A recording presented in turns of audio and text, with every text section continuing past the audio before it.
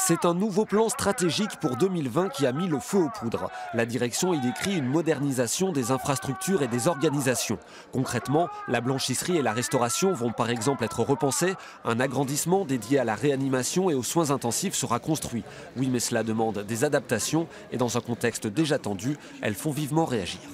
On apprend que 158 postes vont être supprimés, qu'on va remettre en cause des droits que l'on avait acquis, notamment au moment de la mise en place des 35 heures avec les congés annuels.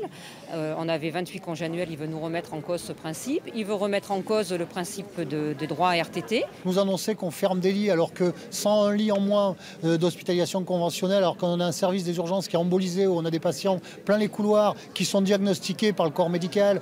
On sait déjà où il faudrait les orienter, mais il n'y a pas de lit pour les installer. Donc nous, on se pose des questions. Qu'est-ce qu'il faut faire ? Côté direction, on veut rassurer. Il n'y aura pas de licenciement, des postes seront créés dans les soins avec aussi des places d'hospitalisation ambulatoire. Et à l'arrivée, les nouvelles organisations amélioreront les conditions de travail dans le domaine logistique. On peut se libérer de quelques postes dont la pénibilité est particulièrement avérée chaque jour. Et donc c'est des suppressions de postes qui pourront intervenir à cette occasion-là et qui justement nous permettront de garder tous ceux qui apporte de la valeur ajoutée à la production, à ses fonctions, jusqu'à la livraison, jusqu'au pied du malade, mais nous libérant aussi de quelques postes dont la pénibilité est avérée et qu'on ne souhaite pas maintenir, bien sûr.